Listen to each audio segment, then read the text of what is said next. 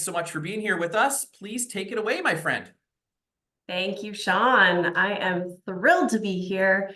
Thrilled to see so many of you on here, although I can't see you all, and a lot of people have their camera off, and that's totally fine. We are just so excited to have you here with us today because I know there's so many things out there that are vying for our time and attention, and so we don't take that for granted. We really appreciate you showing up here live and learning this information with us.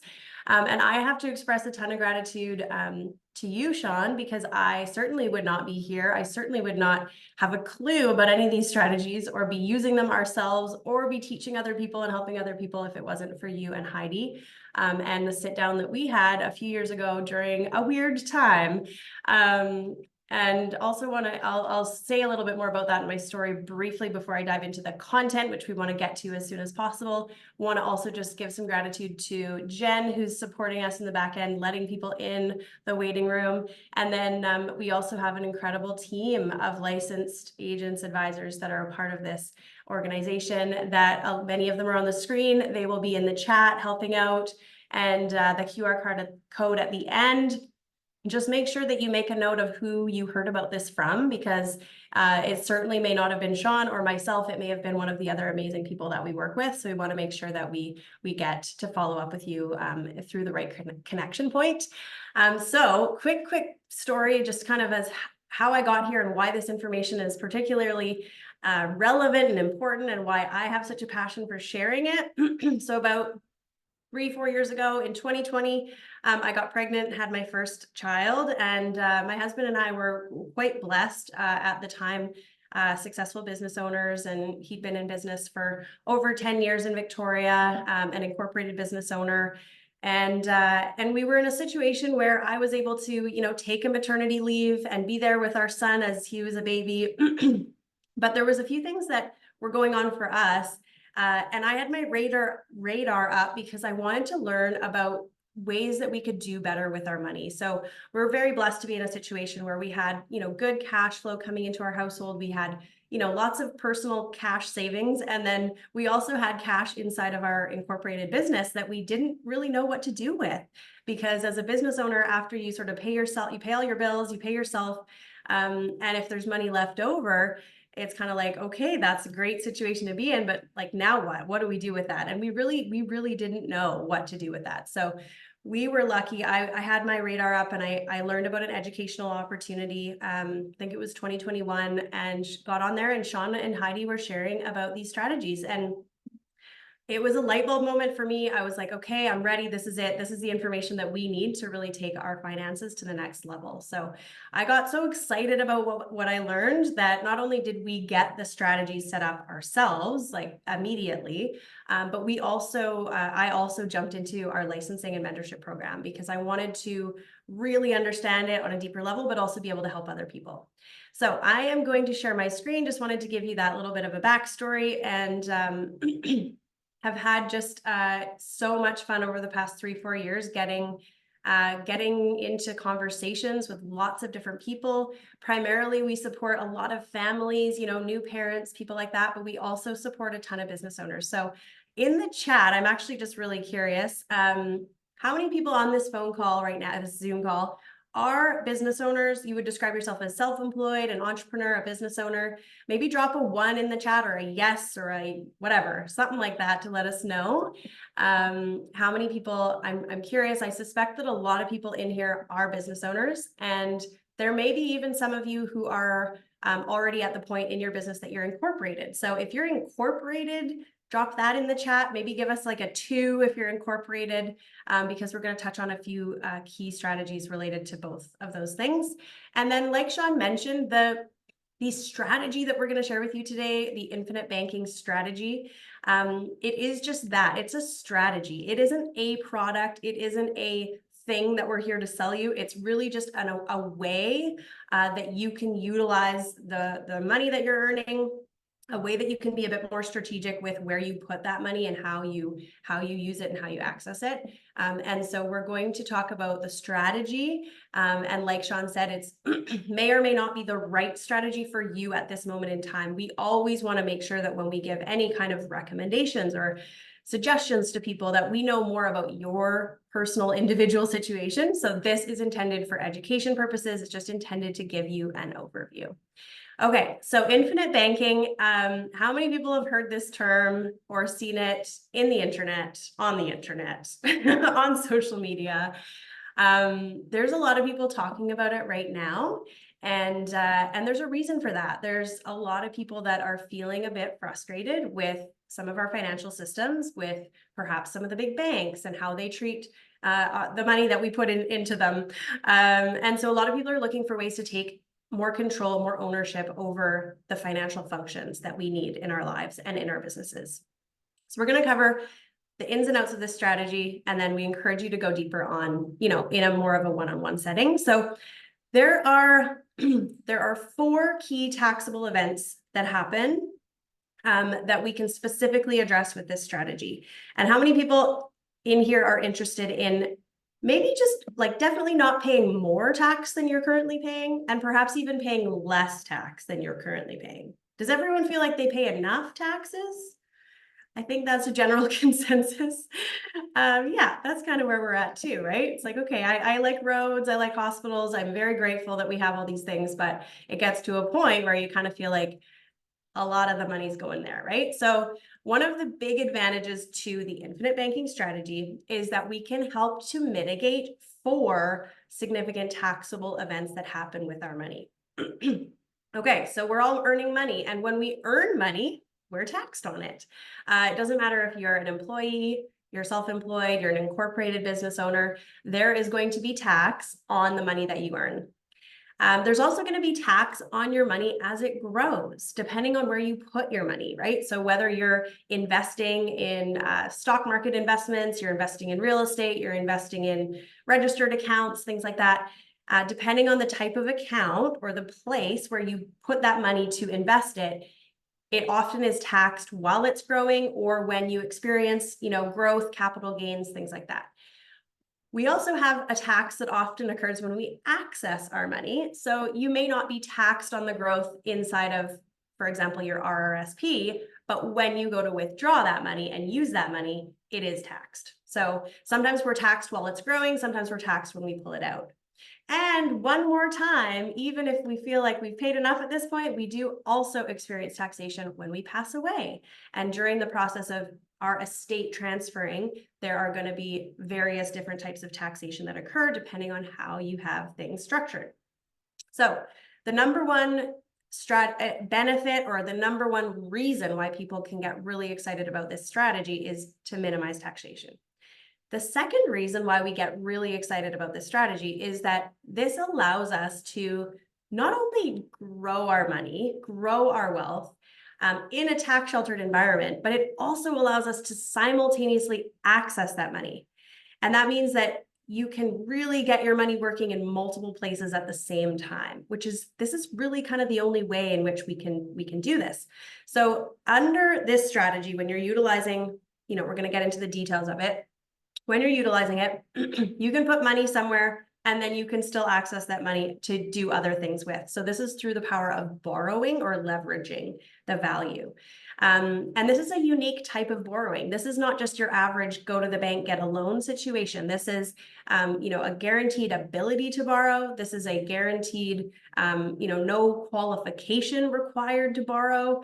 You're in control of the repayment and it doesn't affect your credit score. So if you've got other stuff going on, your personal, mortgages or whatnot, this type of borrowing is quite unique. And the third thing that makes this strategy really powerful is that it allows us to build and transfer generational wealth, which is super important as a parent. You may or may not be a parent on here, but if you want to leave a legacy of any kind, if you want to be, the time that you leave this earth is not the time that your impact stops. So whether that is the legacy you leave through your children, the legacy you leave through a business that carries on with after you, or financial donations and things like that you might want to leave behind, generational wealth is powerful. Okay, so this is a way in which we can efficiently transfer wealth between generations without taxation. So does that sound good so far? Give us a hell yeah in the chat if you are on board so far. All right, So why do people use life insurance? Okay, here's the big reveal. Okay, the infinite banking strategy is utilized through the power of permanent life insurance. Okay, that is the only way to do this strategy is to utilize permanent life insurance. And why do people use life insurance? Well, there's a few reasons why some people may already have a life insurance policy or why you might consider getting one. The main reasons are it allows us to protect our loved ones. If something happens to us and we are supporting financially, emotionally, and all the different ways that we support our dependents, then a life insurance policy can provide the financial compensation at least to ease that part of the transition for our family. It can make sure that our family's looked after, that they don't lose their home, that they have food on the table, and all of those important things.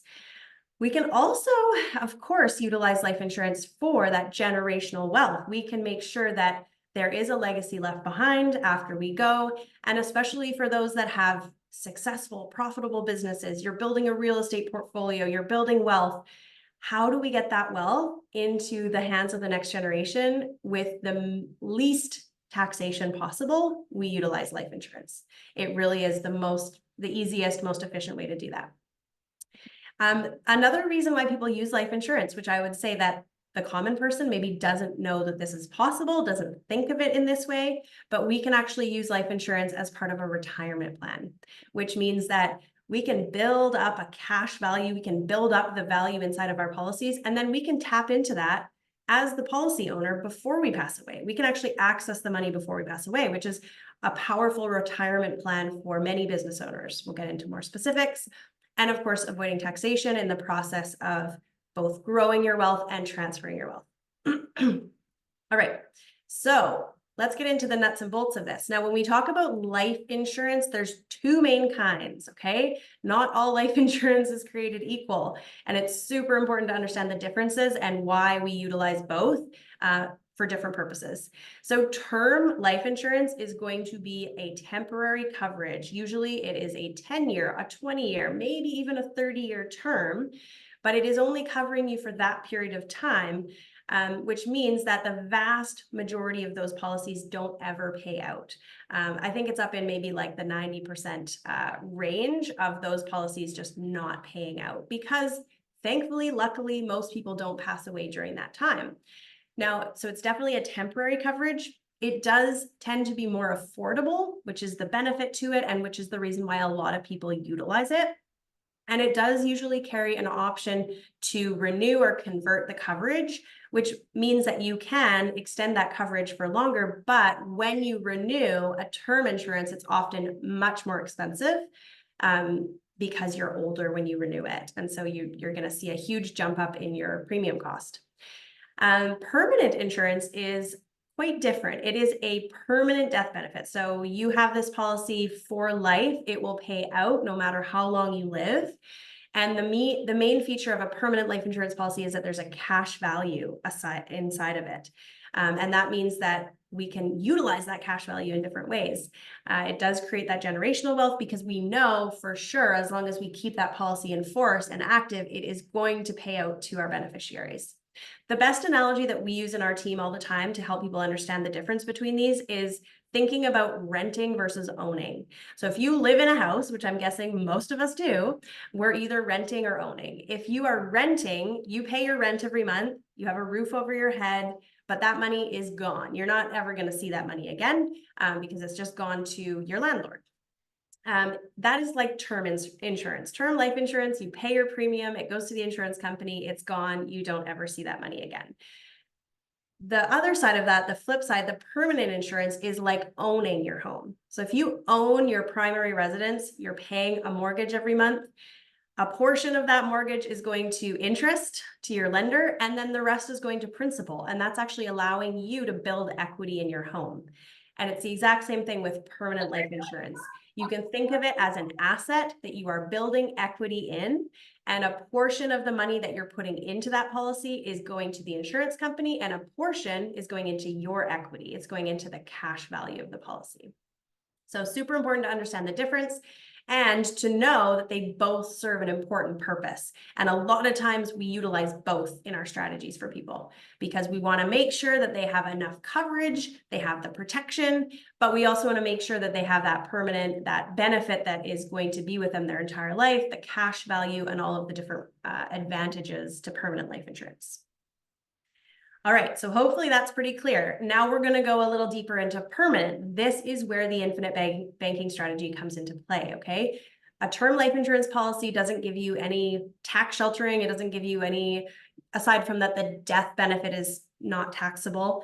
But when we're talking about tax sheltering and growing our money, we're talking about permanent life insurance. And there's two types. So it's important to understand both and to see which makes the most sense in any given situation. So we have universal life and we have whole life. And we're specifically talking, I believe pretty much everyone in this room is in Canada because the products are a little different. The offerings are a little different in the States. But in Canada, what we have is universal life and whole life. Let's break those down and just get a little bit more clear on the differences. So universal life is a permanent life insurance. So they're both going to have the same feature where there's a permanent death benefit and we are, making sure that our policy is going to be enforced for our whole life. But universal life allows for much more flexibility in the premium payment. Okay, so you get to decide amongst a range of options how much money you want to put into the policy. Anything above and beyond the cost of insurance is going to go into your fund value, your investment account. And the investments that are available through Universal Life are linked to the stock market for the most part. So you're getting the opportunity to invest in things like the S&P 500 index, the NASDAQ index, or other managed funds that are performing according to how the stock market performs. So we often see with a lot of those choices and options that we can, we don't ever promise double-digit returns, but we have historically seen double-digit rates of return in those options. The policy holder, the owner of the policy, you get to decide how that money is invested, what investments you want it to go into. You can change the investments at any time. You can, move things around, rebalance your portfolio. You can play an active role in that. And that's why it's also important to have an advisor setting this up for you that can help you navigate those options and select, the right kind of investments. Your account, your investment is going to earn a rate of return depending on how the market performs. So it is possible to see negative returns in a universal life policy. It's also possible to see significant double-digit returns, right? Anything that the market does is what you will see reflected in your account. The growth inside that is totally tax-free. So everything that's happening in there is going to be tax sheltered as long as your policy is structured appropriately. Now, on the other side of this, we have whole life. So whole life is a much more, in some senses, it's like simpler in the sense that you don't have to make any big decisions. You don't have to choose investments. You don't have to monitor and worry about how the stock market is performing or think, oh gosh, are we on the brink of a downturn or an upturn or what way are we going here? So it's not subject to market fluctuations. The insurance company is going to provide a dividend. So we want to make sure when we're utilizing whole life and specifically for an infinite banking strategy that we have a participating whole life policy, which means that the insurance company is paying a dividend into your policy. The thing that makes it quite different than universal life is that once you set it up, your premiums are kind of fixed. Like you might be able to have a little bit of a range of how much you pay, but generally speaking, whole life, the premiums are a lot more fixed. And it's also very clear you pay it usually for 20 years and then you're done paying. You never have to pay any more into the policy. The dividends are going to increase the value of your cash value, as well as your death benefit in a whole life. So in both cases, you can see growth, you have tax sheltering, and it's just a really strategic way to grow your wealth and your generational wealth. But it's important to understand the differences and just decide sort of which approach makes more sense for you at any given time. All right, I am going to just check the time here. Okay, sweet. So let's talk a little bit because whole life, universal life, you can qualify as long as you are medically able to qualify, and that's a bit of a caveat that we have to mention, is that this strategy, in order to utilize it, you're going to need to be insurable. Okay. And so the advantage to getting started on this as soon as possible is the younger you are and the healthier you are, the cheaper your insurance premiums will be.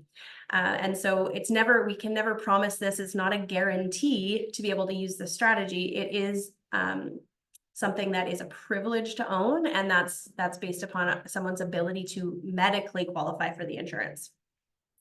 Now, let's talk about whole life, universal life are something that you can own personally. Okay, so you can utilize this strategy whether or not you're a business owner, whether or not you're incorporated. It's something that you can own personally, and you can use it as a long-term investment strategy. But let's talk about the unique advantages that are available through incorporation. So if you have an incorporated business, there are 3 significant advantages, and Sean spoke about this at the MYM Summit for any of you who were there. But one of the big ones is tax deferral, because when you earn money inside of a corporation, you don't necessarily have to immediately pay personal tax on that money. It's going to go into your corporation, you're going to deduct your expenses, and then you're going to pay your corporate tax rate, which is usually in the ballpark of 11 to 12%. Then the money that's left over there, you can now pay to yourself personally, but you don't have to pay it all to yourself personally. If you don't need, all of that cash for your personal lifestyle, then you can keep more money in the corporation, and that's called retained earnings. Okay, you've paid your corporate taxes already, but you're keeping it inside the corporation. That allows you to defer taxes on a personal level until such time as you actually were to go and withdraw that money.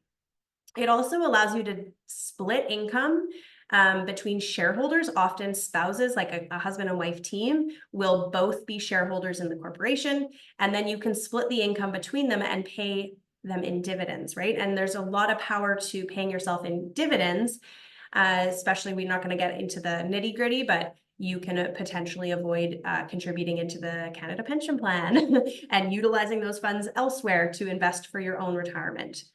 Another advantage is just, well, like I mentioned, the retained earnings. So the leftover cash that's in your company, there are options for what you can do with that. And that's money that's been taxed at only an 11% rate, depending on your province. And so that's what we're going to get into here with how does infinite banking work if you are an incorporated business owner. So tangible example here, let's just say your corporation earns $1. And from that dollar, you then get to keep 89 cents of it. That's paying 11% tax. So simplified example, we're not getting into like what are your expenses that you get to deduct, but simplified example is out of earning $1, your corporation gets to keep 89 cents of it. CRA takes 11. Okay. So now your option as a business owner is pay yourself a salary, which you're taxed, whatever your marginal tax rate is, depending how much you're paying yourself, but let's just call it a 30% tax or whatever. 60 cents is now what you're left over with. If you pay yourself in dividends, you might experience a slightly lower tax rate. You might end up with a 65-cent dollar. Either way, they're fairly comparable. So now, as the individual who's needing to save and plan for your future and your retirement, you're working with a 60 or 65-cent dollar in order to get that money invested. So if I want to go fill up my tax-free savings account, or if I decide RRSPs are a good option, I'm starting from a baseline of a 60-cent dollar, getting that money invested. Okay, so the power of the infinite banking strategy is, I clicked a little too soon, sorry. The power of this strategy is that a corporation can own a life insurance policy. And that's because as a shareholder, so you do need to be a shareholder of your corporation, but a corporation can own it and fund it, which means you're taking that 89-cent dollar and you're putting it into a vehicle where it can grow tax sheltered, and you're turbocharging it because you're starting with a bigger number to begin with. So I hope everybody's following along with me so far. We will cover some questions at the end. But essentially that really turbocharges the whole strategy, because we're starting from a point of having more to begin with. Okay, so let's go into a little bit more of a tangible financial example. let's just say your corporation has purchased and set up a life insurance policy, and you've been paying into that for a few years, and you've built up a cash surrender value of 200,000. So that's the cash value inside of your policy. You now decide you're going to borrow some of that. So you borrow $100,000 out of your cash value. There is going to be an interest rate associated with that. It's very comparable to whatever market interest rates are at the time of borrowing. And now you utilize that cash to buy an asset. Potentially, maybe it's a real estate investment, or maybe it is growing additional streams of revenue in your business. But in any case, you're utilizing those funds to buy an asset, to invest in an asset, to continue to grow that. Now, what happens is the cash value, or sorry, the death benefit of the policy is always going to be there to secure the loan. So you can decide, do I pay back that loan? Do I want to, put that money back into the policy? Or do I want to just leave that outstanding and allow the death benefit of the policy to pay that back later down the road? Okay, so you have so much flexibility with these to decide how and when you want to utilize the cash value that you've built up inside of it. It might be to fund your retirement, or it might be to continue to grow the assets that you own within your company. It might be more so to just to support your family in the later years. Then the key thing to remember about this strategy is that inside your policy is still the same value, compounding, growing based upon whatever rate of return you're getting there, the dividend rate. Okay, so even though you've borrowed $100,000, you still have $200,000 that's growing and compounding. Now, if you can simultaneously get that $100,000 invested in some other type of asset, that asset is also going to be appreciating in value. And if you are choosing to pay back that loan on your own schedule, your own timeline, you end up with the asset in both places. So you end up with, you have the cash value in the policy, you also have the other asset that you've now purchased and financed and paid off. So lots of flexibility in terms of the loan, how you access the money, when you access it, and how you pay it back. It doesn't affect your borrowing power in other capacities.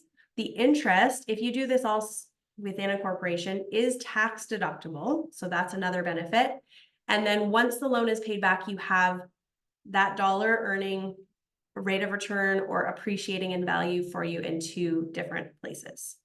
So very, very powerful, very exciting. That's why it's called infinite banking. It's like a constant flow of, you're putting money in, you're borrowing it back, you're utilizing it, you're paying it back in, you're replenishing your own bank, you're borrowing from your own bank, and then you're utilizing, as you pay that back, you're paying yourself back, really. And then if you do it strategically, you're building multiple assets at the same time. Okay, so here's another kind of just visual representation of how this can look numerically. Now, the numbers that we're using are completely just arbitrary, right? If we were designing a policy for an individual, we're going to understand their cash flow, understand how much they want to allocate into this vehicle, and build a plan that makes sense for you. So in this example, let's just say that between the ages of 40 and 60, I'm actually going to be not 40 this year, 40 next year. So, but between the ages of 40 and 60, let's just say that you want to get into a vehicle like whole life, which is going to provide more guaranteed rates of return, no volatility. It's very safe. But the current dividend rate is about 6.4%. So it's way better than, a GIC at your bank. And let's just say that I'm going to allocate 120,000 into this policy over that period of time, over those years. A lot of people do an annual payment into whole life. You can do it monthly, you can do it annually, whatever is easier and makes more sense for you.